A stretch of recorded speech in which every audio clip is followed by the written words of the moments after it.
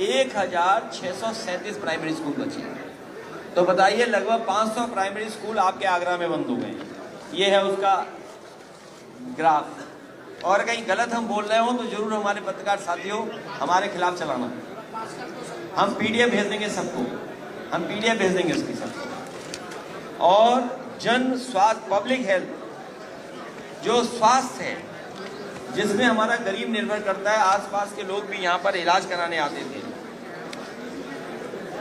ये जो एलोपैथिक स्वास्थ्य केंद्र थे, जो हमारे एलोपैथिक स्वास्थ्य केंद्र थे यहाँ पर आगरा में 14, जो स्थानीय निकाय द्वारा संचालित एलोपैथिक स्वास्थ्य केंद्र थे 14 थे 2017 में, आज केवल 4 चल रहे हैं। बताइए आप, पहले जो स्वास्थ्य केंद्र थे आगरा में 2017 में थे 14, अब कितने जीरो हो गए बताइए, शून्य। बताइए सब स्वास्थ्य केंद्र बंद कर दिए। और मैं तो कहूंगा कि आप जाइए, जन स्वास्थ्य आगरा में सामुदायिक स्वास्थ्य केंद्रों की संख्या 2017 में 25 थी।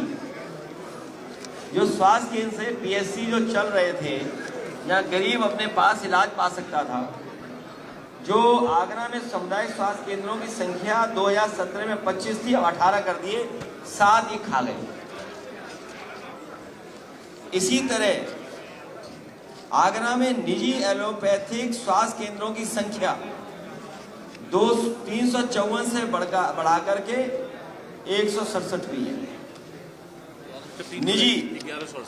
निजी 1100। अब आप देखिए, प्राइवेट को बढ़ावा दे रहे हैं, अपनों को बढ़ावा दे रहे हैं, तो अब बताओ गरीब का इलाज कैसे होगा। पहले 354 थे 2017 में, और 2024 के आते आते 1168 हो गए। बताइए आप, प्राइवेट इंस्टीट्यूट जो इलाज दे रहे हैं, छोटे बड़े अस्पताल। ये इसलिए, और क्राइम में भी, क्राइम देख लीजिए आप, दलितों पर सबसे ज़्यादा इसमें बढ़ा है। जो आंकड़े सरकार के कहते हैं, दलितों पे उत्पीड़न बढ़ा है, महिलाओं पे अपराध बढ़े हैं, और भाजपा के झूठे वादे, ये सब उनके झूठे वादे हैं। अखबार की, आपकी न्यूज़ के साथ झूठे वादे हैं, अखबार की कटिंग के साथ। ये 2-4 में दिखा रहा हूँ, वरना तो बहुत सारे हैं। इनके मंत्रियों के अगर आप देखोगे, और इनके सरकार के जो वादे थे, आप पे सब रिकॉर्डेड होंगे वादे। कि यमुना रबर चेक डैम बनेगा, झूठे वादे।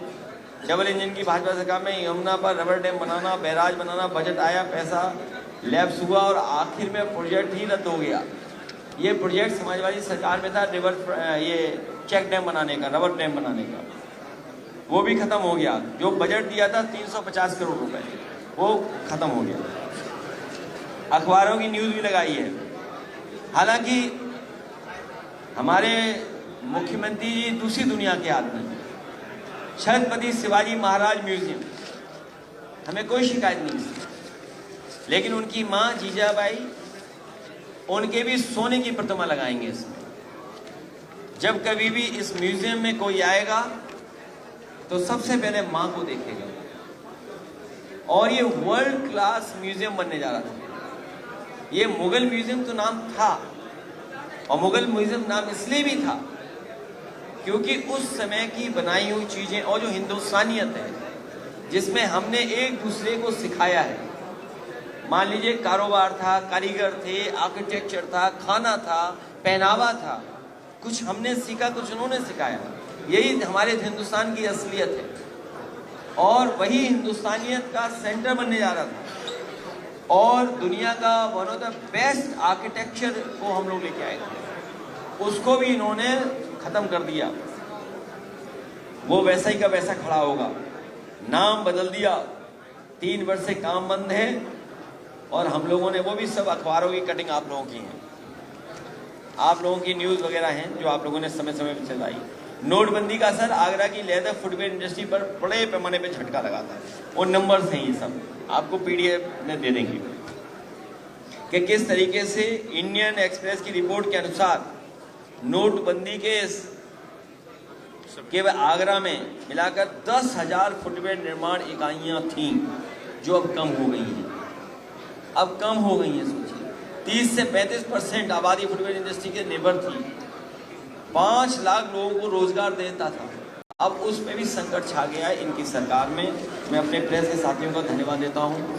आगरा लखनऊ एक्सप्रेसवे, मेट्रो, अस्पताल, इलाज, एम्बुलेंस, 100 नंबर गाड़ी, cycle highway, bicycle highway, laptop distribution, न जाने कितनी सुविधाएं समाजवादियों ने दी।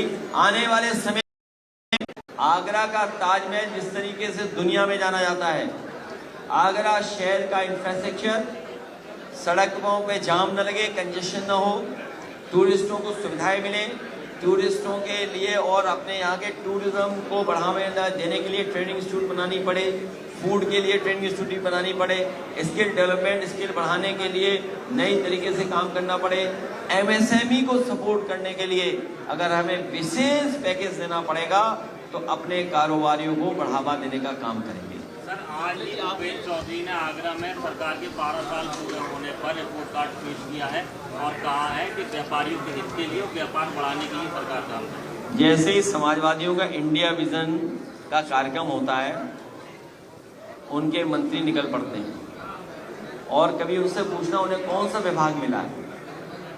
इतने बड़े नेता थे, उन्हें विभाग मिला सूक्ष्म, हिंदी में क्या कहेंगे उसको, विभाग को सूक्ष्म, उससे भी छोटा विभाग थी और तब मिला जब बजट ही नहीं उस विभाग में।